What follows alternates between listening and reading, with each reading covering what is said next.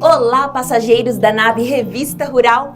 Tomem seu assento e se preparem para mais uma incrível jornada pelo mundo do agronegócio. E dê uma espiadinha nos principais assuntos de hoje. Os segredos do cultivo de mandioca. A alface americana ganha a preferência dos agricultores. Porta-enxerto é boa alternativa para a lavoura de berinjela.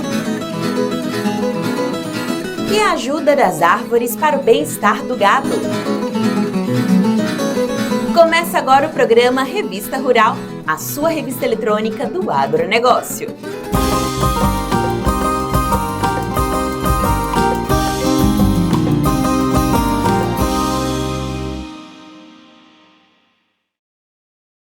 Pessoal, o programa já vai começar de vez, mas antes, já dá um joinha aí. Quem ainda não se inscreveu, se inscreva. E depois, se gostar do que viu, comente aqui embaixo. Você não faz ideia de como isso é importante pra gente. Vamos lá, não custa nada. E aí, posso contar com você? Então vamos lá! Cultura das mais antigas do país, a mandioca segue sendo uma boa opção de negócio para a agricultura familiar.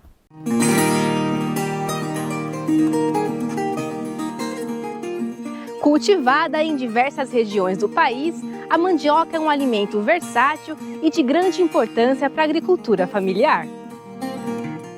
No Vale do Ribeira, a mandiocultura é vista como alternativa para a diversificação de culturas e tem representado um desafio promissor para os produtores. Aguinaldo, em que momento da sua vida você decidiu largar o direito para poder investir na agricultura? A agricultura é amor antigo. Eu sou neto e filho de produtor rural. Apesar de ter saído cedo da zona rural para a cidade, ter migrado, né? Depois de 30 anos a paixão falou mais alto. Eu retornei. Você foi um dos cooperados aí que decidiu investir de novidade, né? Sim, nós gostamos da provocação, nós gostamos do que é novo, do risco, nós gostamos desse frio na barriga. E alavancando muito bem no Vale do Ribeira. Inclusive hoje temos a primeira variedade 601 introduzida no Vale do Ribeira, que é nova, né? É uma variedade com vitamina A e mais beta-caroteno, que para nós aqui é uma novidade. Agora você está cultivando, além da mandioca, o que mais? O sítio produz banana, inhame e gengibre, né?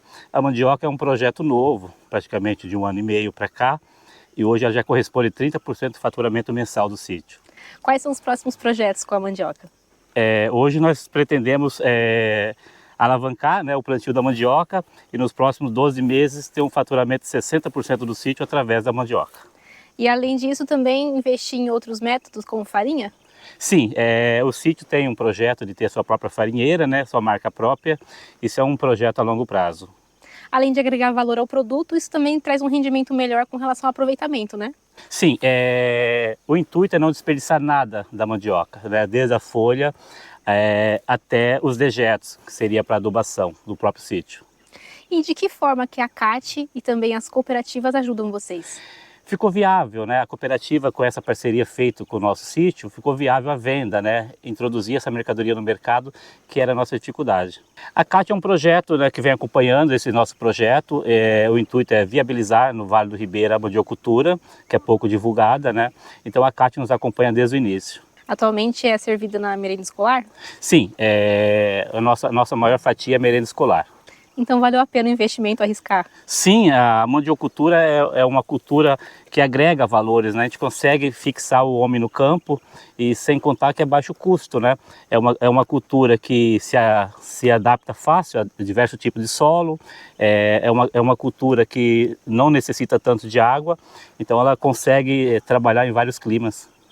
Para quem deseja começar, tem um investimento mínimo que você consegue dizer para a gente? Sim, o investimento na mandiocultura, o maior investimento é preparo de solo, esse é o X da questão, e ter maniva de procedência. Então hoje o sítio produz a própria maniva, né? Depois de 1 ano e meio já percorrido esse caminho, ele produz a sua própria maniva com qualidade.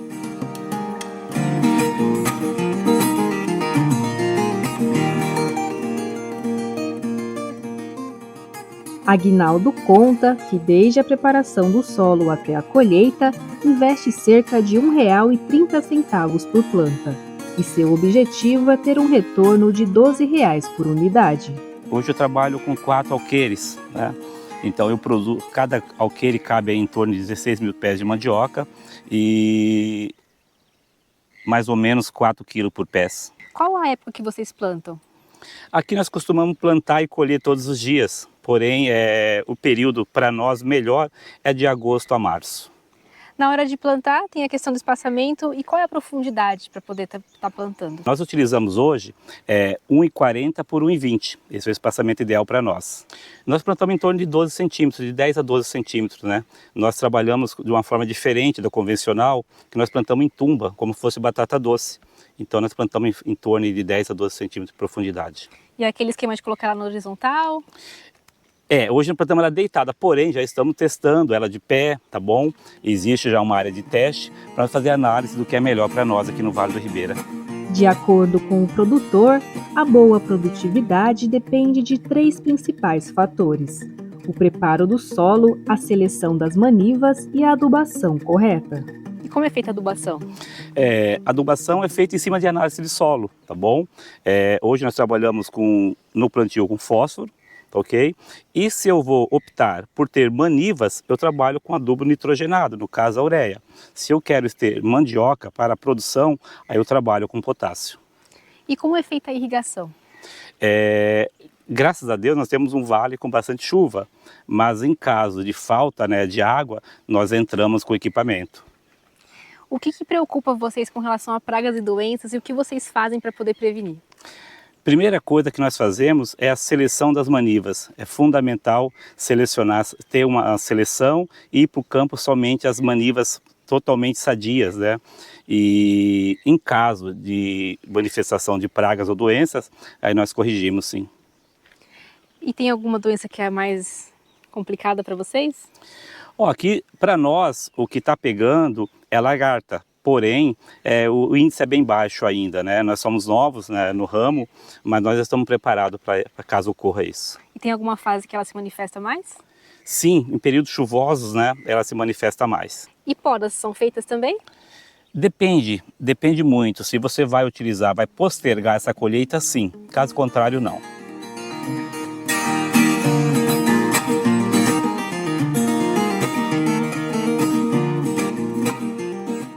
Após 8 meses, chegou a hora da colheita e também de separação da maniva.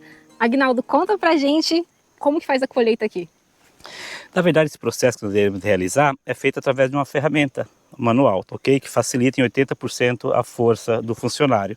Então é feita a colheita e a partir desse procedimento entra o outro funcionário selecionando a melhor matriz para ser replantada. Como a terra é fofinha, dá pra gente mostrar como que sai, né? Devido ao processo que foi preparado o solo, dá para gente tirar o manual. Então, vamos lá.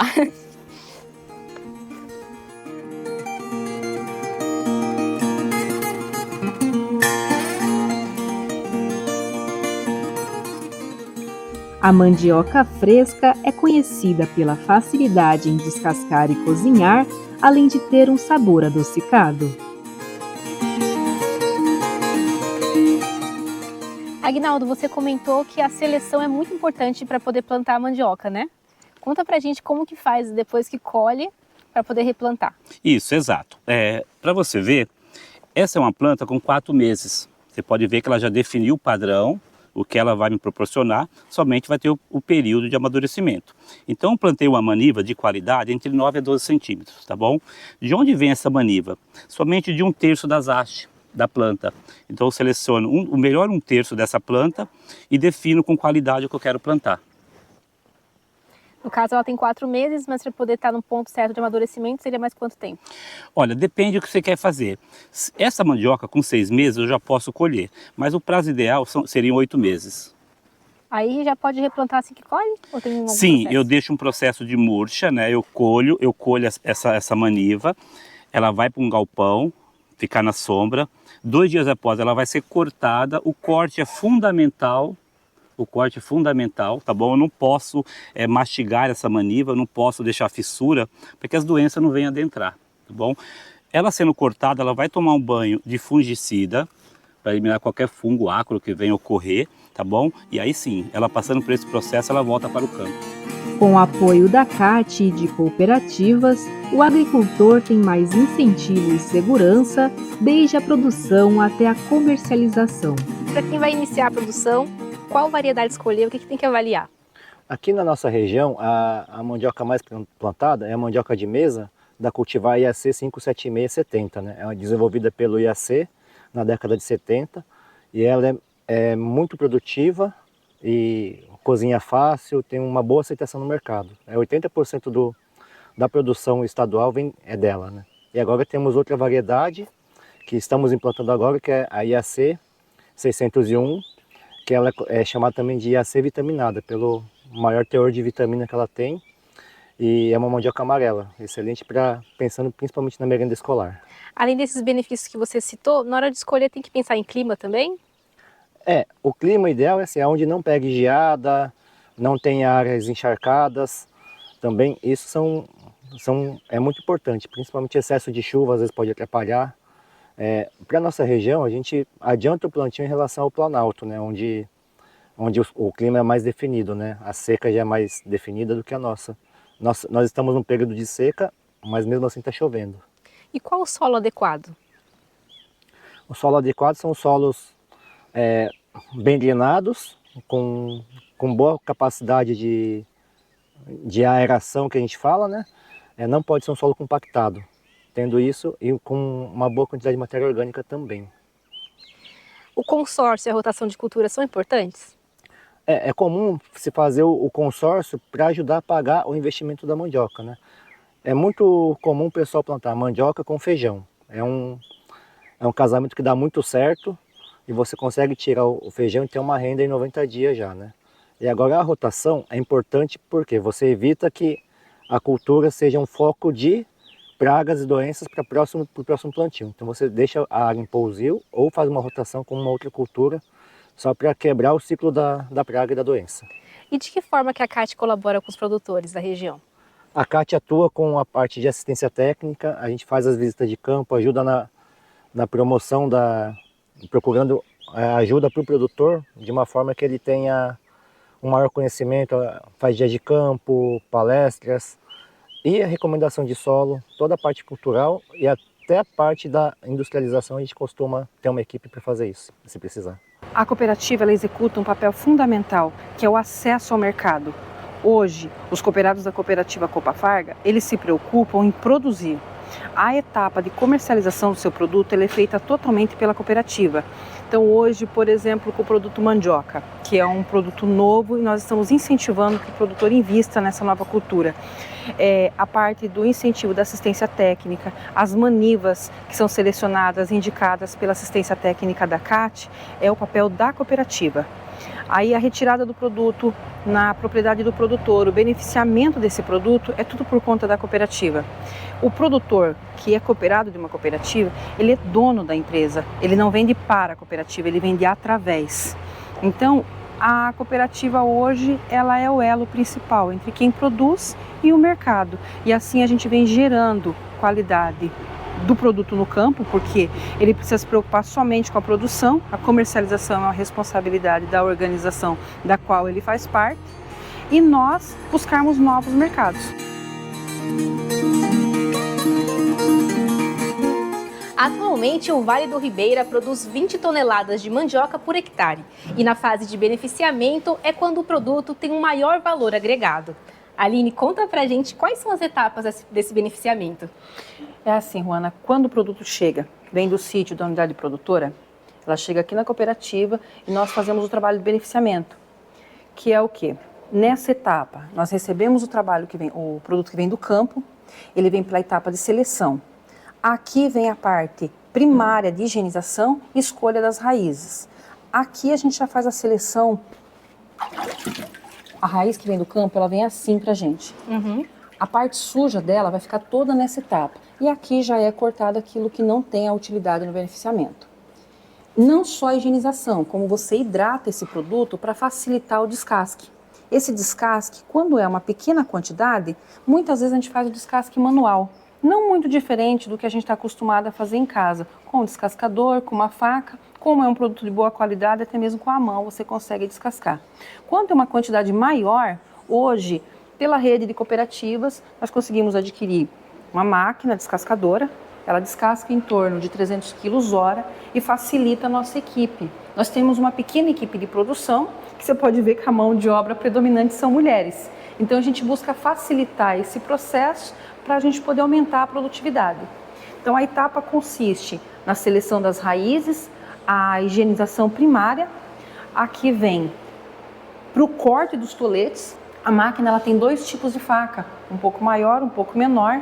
Os toletes são colocados aqui, são colocados em bancadas para facilitar o trabalho das meninas, para não ficarem se abaixando. Feita a parte do descasque, o produto acabado, ele já saiu o descasque aqui, o produto descascado nos toletes. As meninas retiram e vêm para a área de beneficiamento secundário. Aqui as meninas fazem toda a parte de seleção. O produto ele não pode ter nenhuma sujidade, ele não pode ter nenhuma característica alterada. Então é o tolete branquinho, o padrão que muitas vezes já vem específico no edital de atendimento, que hoje a gente atende alimentação escolar com o produto mandioca congelada. Terminada essa etapa, o produto é sanitizado, ele passa por um processo de enxágue e ele vai para a área de acabamento. Na etapa seguinte, a mandioca passa pelo banho de ácido cítrico, que funciona como um regulador de pH e tem ação antioxidante. Essa é a etapa final, onde a gente refina todo o processo de manipulação do alimento.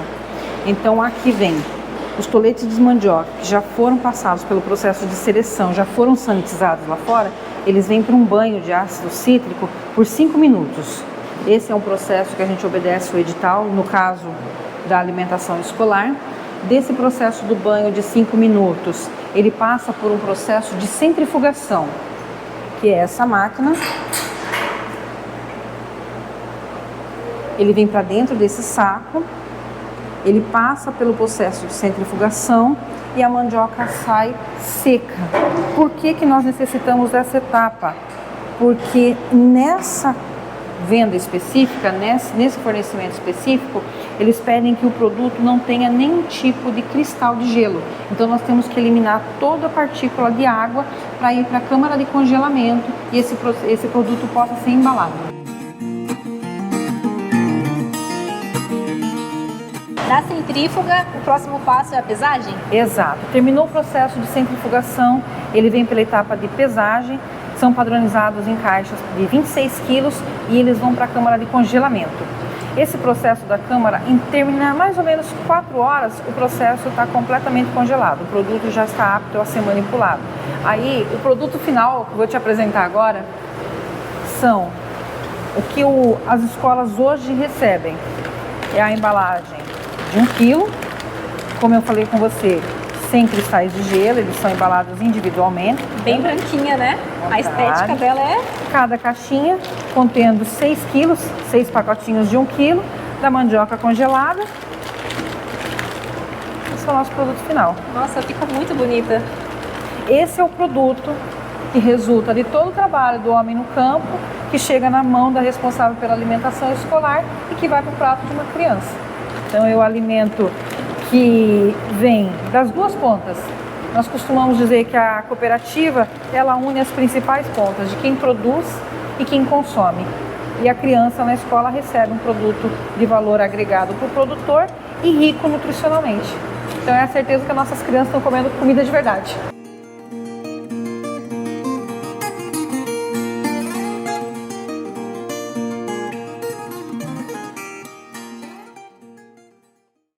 Gostou dessa reportagem? Então não deixe de fazer o seu comentário aqui abaixo. Se quiser, pode sugerir outros assuntos também. Suas ideias são muito bem-vindas. E o seu comentário pode ser lido aqui no próximo programa. Não esqueça de dizer seu nome completo e onde você mora. Mande sua mensagem, queremos ouvir você. E queremos agradecer as mensagens de carinho dos nossos espectadores.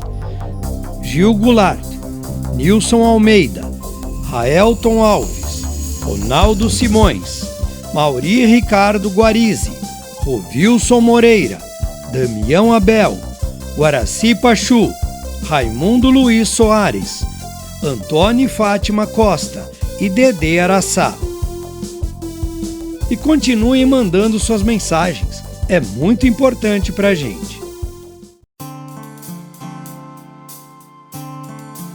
O processo tradicional da extração do óleo de andiroba pode ter o tempo de preparo reduzido de semana para alguns minutos com o uso de uma prensa artesanal.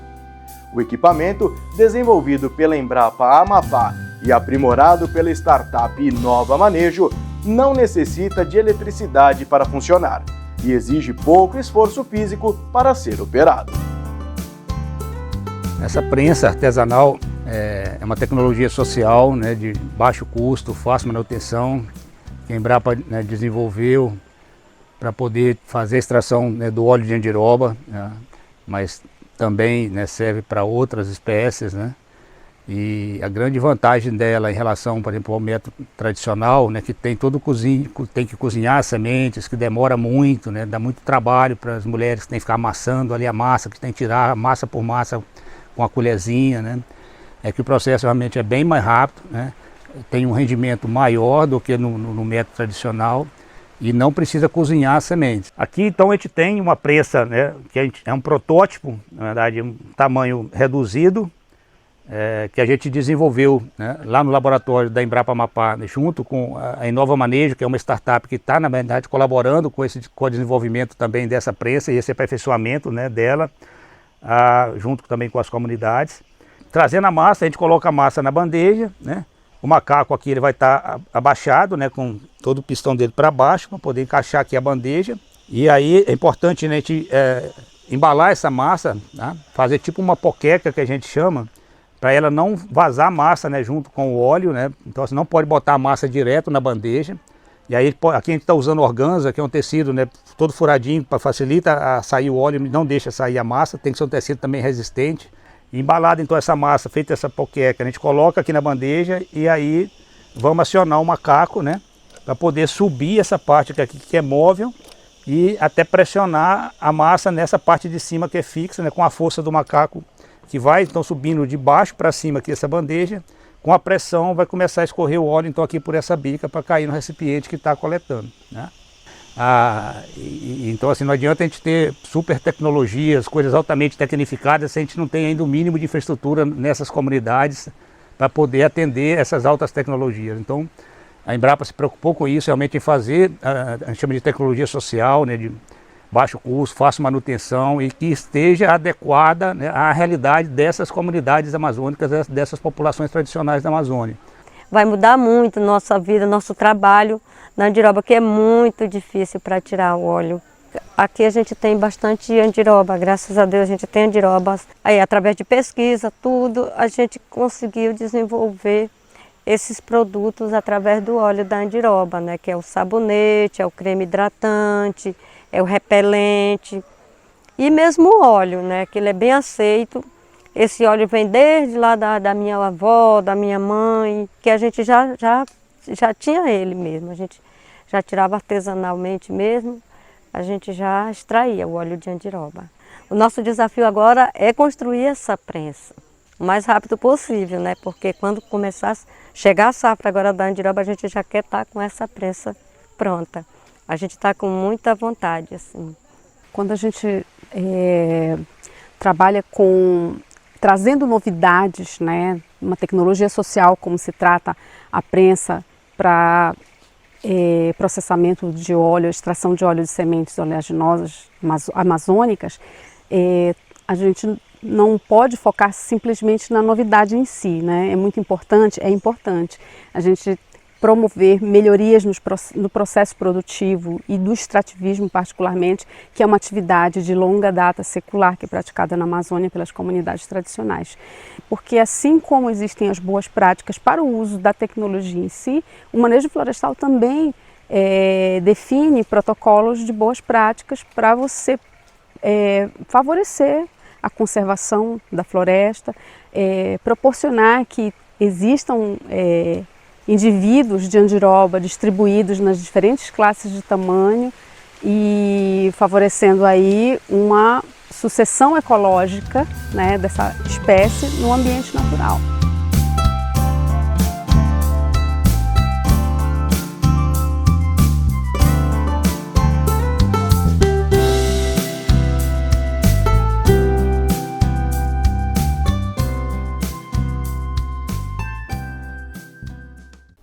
Entre os diversos tipos de alface, a variedade americana vem ganhando destaque entre os produtores de folhosas, por ser mais resistente ao pendoamento.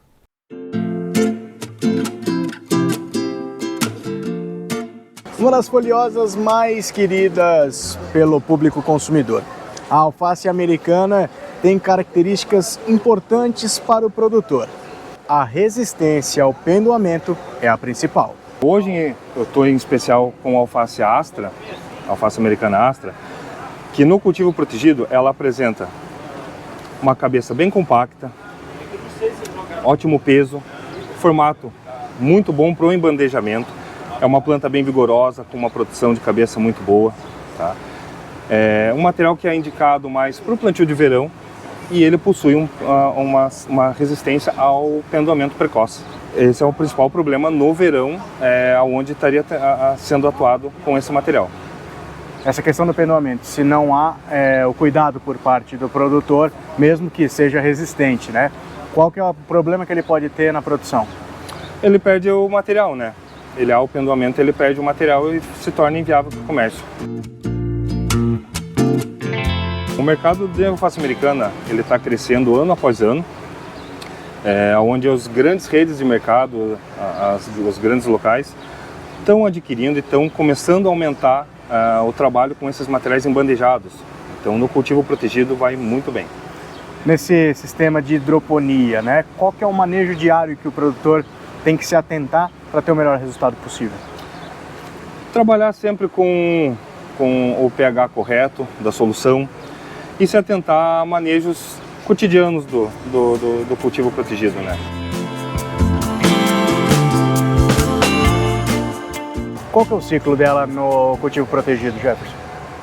Vai variar do clima do ano que está sendo trabalhado, mas normalmente na faixa de 70 dias. Desde o momento do investimento inicial, a começar a ter a planta, até a primeira colheita, as primeiras vendas, quanto tempo pode levar para começar a ter esse retorno financeiro? A partir da primeira colheita ele já começa a ter retorno. Na faixa ali de 70 dias ele já começa a ter a primeira colheita e começa a ter o retorno em cima do material. O lugar, a região dele vai ajudar a variar esse período? Influencia, o período do ano influencia. Normalmente plantios no inverno atrasa um pouco mais, plantio no verão é um pouco mais rápido.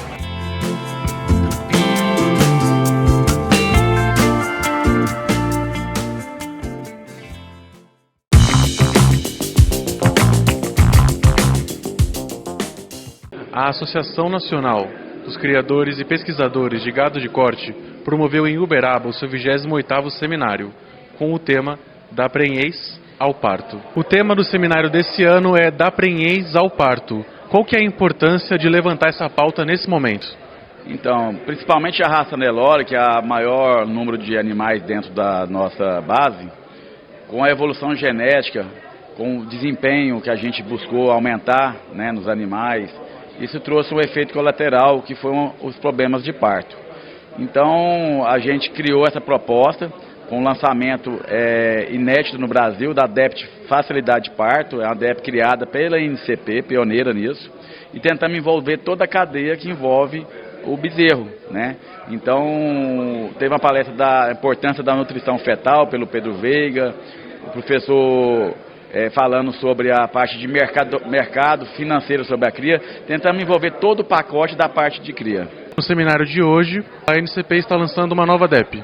Isso, hoje a gente está lançando uma nova DEP, né, a DEP para facilitar o parto de primíparas, né, que é uma DEP que foi desenvolvida, né, sobre solicitação dos criadores, né, em função de que nos últimos anos o peso dos animais, o peso de nascimento dos bezerros tem aumentado, e também tem havido uma redução na idade ao primeiro parto das primíparas, né? Consequentemente, a frequência de partos distóxicos ou de partos que precisam, né, de algum tipo de assistência tem aumentado, né? Embora, né, no mercado é conhecido, né, os criadores utilizam a DEP de peso nascimento como uma característica indicadora de problemas ao parto, né? Os trabalhos internos de pesquisa que foram desenvolvidos pela nossa equipe demonstram, né, que essa DEP é mais efetiva, né, em identificar animais que vão produzir menos problemas ao parto, né? A cria é a atividade de maior margem dentro do sistema de produção pecuário, que faz com que a gente possa caminhar para tornar ela certamente uma de melhores resultados por hectare também. Essa é uma grande oportunidade. Então, nesse momento da economia, ainda é uma boa ideia o produtor entrar nesse mercado? Esse é o melhor momento, porque o ciclo pecuário ele é feito de momentos de alta e momentos de baixa. Sempre após uma baixa, obviamente, a gente tem uma recomposição dos preços. E quem tiver o produto a ser vendido, já que a cria não é uma máquina que você aperta um botão e produz um bezerro no dia seguinte, você tem um ciclo próximo a 20 meses de produção. Quem iniciar agora certamente vai ter aí grandes resultados vendendo muito bezerro no melhor momento do ciclo. Como foi o processo de desenvolvimento dessa DEP? Bom, a ideia surgiu em 2018, mas já com a demanda que vinha de antes. Até então, quando nós não tínhamos o desafio de novilhas na era de ano, para ter o primeiro parto na era de 2 anos, nós não tínhamos assim que saltasse aos olhos problemas com intervenção, necessidade de intervenção ao parto das primíparas. Mas com a introdução do desafio das precoces, aliado a essa seleção que sempre tem priorizado o desenvolvimento, começaram a surgir cada vez em maior número, né, em maior proporção, a necessidade de intervenção ao parto das primíparas. E nós começamos a ouvir demandas de criadores que tradicionalmente desafiavam as precoces. Isso veio diretamente de criadores, veio por meio das centrais de inseminação, e nós fizemos alguns estudos preliminares na tentativa de responder o porquê que algumas novilhas precoces necessitavam de intervenção e o porquê não. E nós usávamos as informações que a gente tinha, o peso nascer do produto, a DEP peso nascer, a DEP período de gestação, quem era o pai do bezerro, quem era o pai da novilha, e fizemos uma série de estudos. E esses estudos foram apresentados nessa reunião inicial da NCP. E ficou claro que teríamos genética por trás dessa necessidade de intervenção. Então nós vamos lançar hoje à tarde, né, a DEP Facilidade de Parto em Primíparas. E vai ser realmente um marco que eu acredito que vai contribuir muito, né, para esse novo sistema de produção que a gente tem, esse encurtamento do ciclo de produção, que é o desafio das novilhas na era de ano, com o primeiro parto aos 2 anos, né, contornando monitorando um problema que não tínhamos anteriormente e que surgiu com o advento do desafio das precoces, mas que agora a gente está tendo ferramentas, né? A gente já falou muito disso por aqui. Sombra e água fresca, além de comida, é tudo que o gado precisa para viver bem e ser altamente produtivo. E não é só opinião, não. Tem pesquisa séria que comprova isso. O sistema de integração lavoura, pecuária e floresta veio para ficar. Em muitas propriedades, ele é a chave para o sucesso no desenvolvimento de várias atividades produtivas. Estudos recentes mostram que as vantagens são muitas na adoção deste conceito de exploração da propriedade. Estamos aqui no sistema de LPF da Embrapa Pecuária Sudeste, no estado de São Paulo, no município de São Carlos, para falar um pouco dos resultados que nós obtivemos no nosso último estudo de pesquisa que foi financiado pela Embrapa e pela FAPESP, avaliando o conforto térmico de bovinos de corte das raças Nelore e Canchim criados em sistemas pobremente sombreados, né, de forma tradicional, do modo como o nosso produtor rural habitualmente está habituado a trabalhar com esses animais, comparando esses animais criados com pouca sombra aos animais criados em LPF. O sistema de LPF ele foi muito eficiente para melhorar o microclima local, né, favorecer as condições de temperatura do ar, umidade relativa e dos indicadores de radiação solar internamente ao sistema, que puderam favorecer assim o conforto térmico dos animais aqui criados. Portanto, criando animais à sombra, nós somos capazes de aumentar o conforto e também reduzir o estresse calórico dos animais criados a campo. Os principais resultados obtidos nesse projeto, né? Primeiramente, o sistema de LPF ele favorece muito o microclima local. né, dentro do interior das pastagens.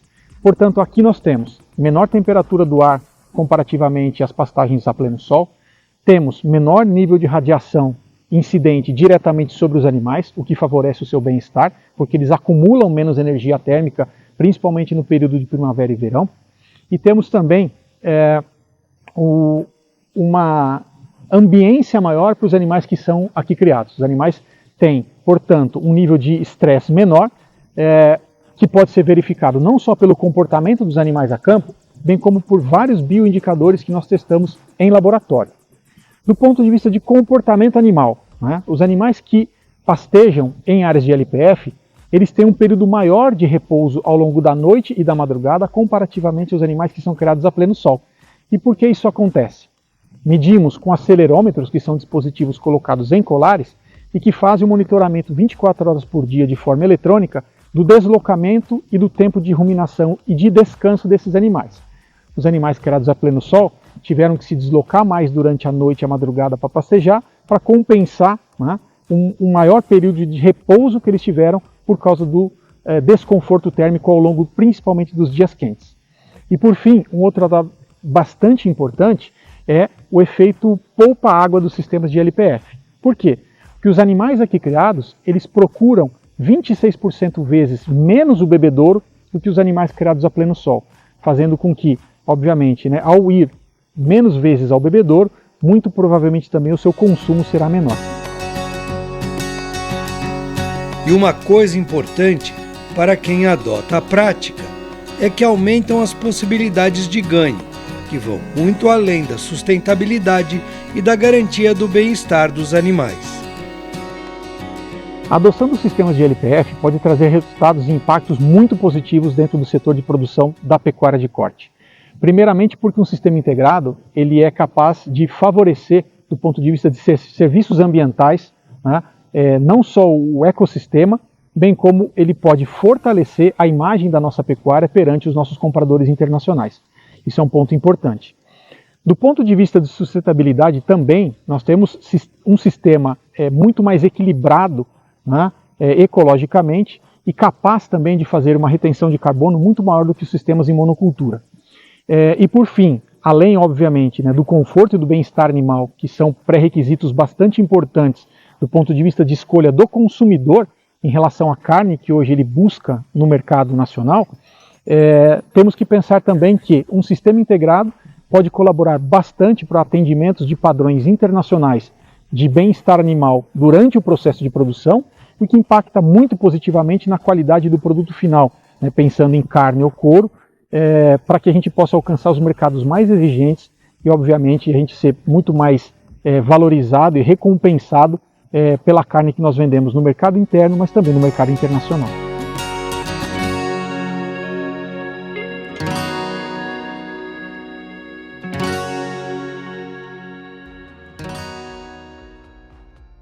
Você que está assistindo nosso programa através do YouTube, queria te pedir uma coisa. Clica no joinha, se inscreva no canal e deixe uma mensagem aqui nos comentários. Isso nos ajuda muito a produzir um programa cada vez melhor e mais interessante. Tudo especialmente para você. E queremos agradecer as mensagens de carinho dos nossos espectadores. Diego Antônio Couto de Siqueira, Ivan Aguiar, Adalto Rodrigues da Silva, Orlando Balbino, Francisco Faria, Cláudio Godoy, Antônio Blasberg, Inês Vorel, Regiane Augusto Bruno, Horaci Silva e Cubijan Chaim. E continuem mandando suas mensagens, é muito importante para a gente. Você já viu o RR News dessa semana? Pois olha, ele está cheio de notícias importantes sobre o agronegócio. O RR News é o novo jornal da Revista Rural, que traz tudo o que rolou durante a semana. E o que é melhor, com a qualidade que você já conhece. É só clicar no link que está no final do programa. Vale a pena!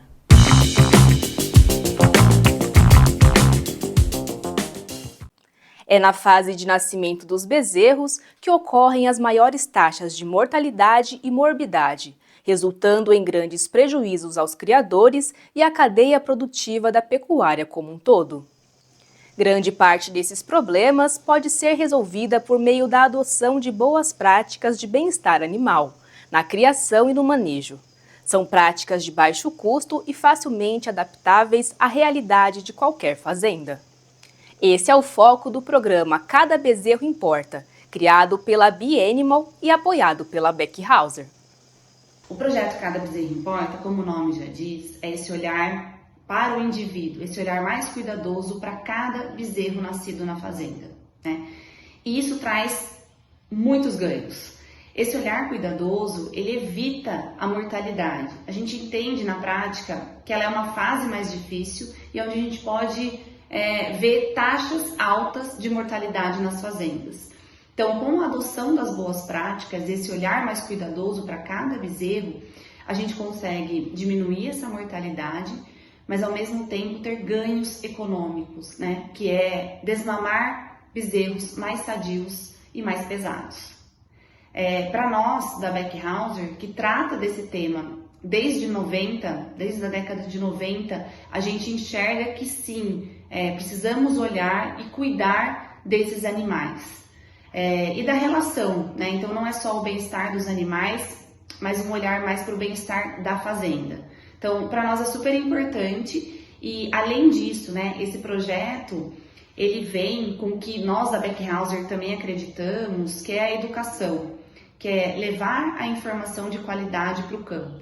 Então, levar o que tem das pesquisas, os resultados, né, as novas práticas e como o produtor consegue fazer isso. Então, a Bianimal, dentro desse projeto, além de levar a informação, eles capacitam a equipe da fazenda em como aplicar essas práticas, né, essas boas práticas, e principalmente monitorando isso ao longo do período, né, do nascimento dos bezerros até a desmama, e fazendo a gente entender também os resultados. Então, para nós é uma satisfação muito grande estar com a Bianimal dentro desse projeto. A técnica de porta-enxerto vem ajudando a dar maior resistência e robustez à lavoura de berinjela.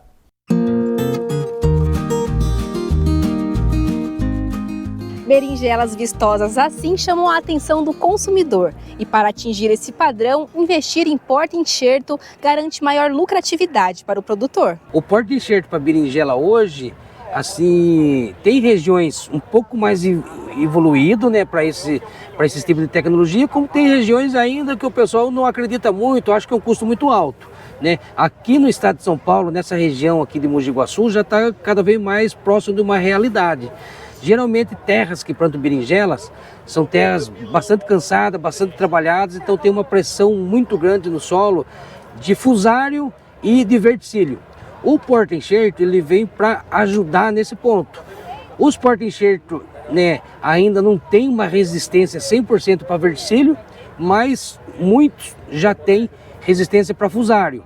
Ele proporciona para a berinjela, no caso, um sistema radicular muito maior. Ele tem 3, 4 vezes mais raízes do que uma planta, vamos falar, pé franco, né, que é sem estar enxertada.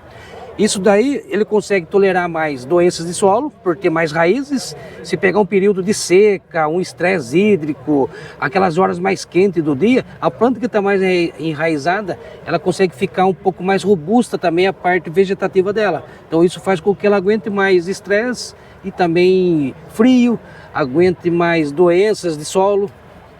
O produtor vai estar investindo um valor no porta-enxerto, mas no final ele vai ter um lucro maior também? O produtor sempre pergunta isso, puxa, eu vou deixar o custo da minha muda o dobro mais caro no mínimo, né? Mas só daquelas plantas que não teve morte prematura, que não morreu muito cedo, já está pagando esse custo, né? Acontece muito do produtor quando ele está começando a colher o primeiro fruto, a planta começa a morrer. Ali a hora que ele gastou 90% do custo daquela planta, ela morre. Ele, para tirar o custo dela, vai ter que ser a planta vizinha que está do lado, cobrir o custo dessa planta, né? Então, estando enxertado, no mínimo, aquela planta vai entregar fruto suficiente para se pagar.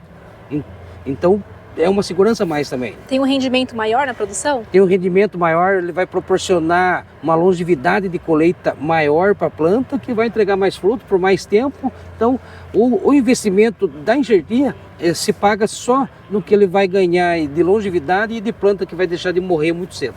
E como que é comprado esse porta-enxerto? Como que ele chega para o produtor? Tem revendas que consegue comprar e entregar para o produtor. A maior parte está indo direto no viveiro, né?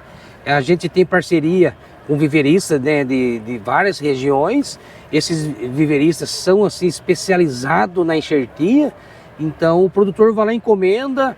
Para ele, eu vou querer uma área vou querer assim 10 mil plantas de berinjela, 20 mil plantas. Ele faz uma programação com esse viveiro. O viveiro se organiza, produz a muda, enxerta e entrega para o produtor. E aí esse porta-enxerto vai ser útil só para variedades em campo aberto ou também dá para fazer em campo fechado? Pode ser feito em campo fechado, a maior parte da berinjela é cultivada em campo aberto. Né? Vamos falar 80% da produção de berinjela está no campo aberto. Mas se algum produtor ele tem uma estufa que vai ficar vazio, ele quer pôr berinjela, mas o solo também da estufa já está bastante cansado, o porta-enxerto vai ser muito bem-vindo também. Se a gente pudesse listar aí quais são os principais fatores que o produtor tem que avaliar na hora de comprar o porta-enxerto, quais seriam? O produtor ele tem que pensar no porta-enxerto que realmente vai deixar a planta dele mais robusta, mais forte para tolerar mais doença. Ele tem que pensar muito no viveiro que vai fazer a muda, porque tem porta-enxerto que não é muito compatível, né? Tem porta-enxerto que o viveirista enxerta 100 plantas e perde a metade porque não foi compatível. E também tem porta-enxerto que ele dá uma bitola muito fina, né? Isso dificulta muito a vida do viveirista. Então tudo isso é interessante ele até conversar com o viveirista antes para ter uma recomendação de qual variedade que ele vai usar, para não ter o perigo de investir naquela semente e o viveirista recusar depois de fazer a muda para ele.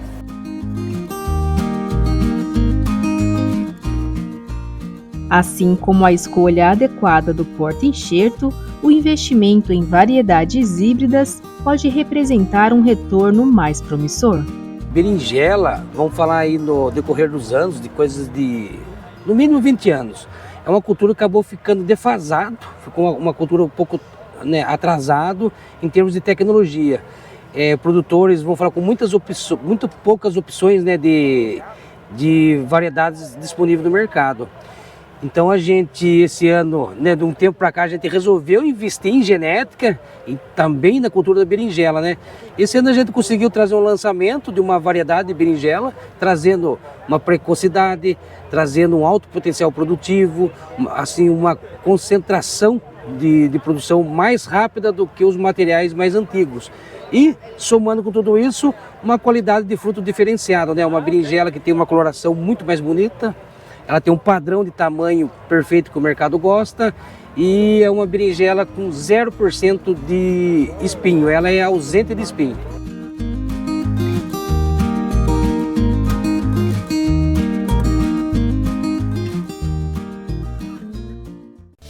O programa está terminando. Não esqueça de se inscrever no canal e clicar no sininho para ficar por dentro de tudo.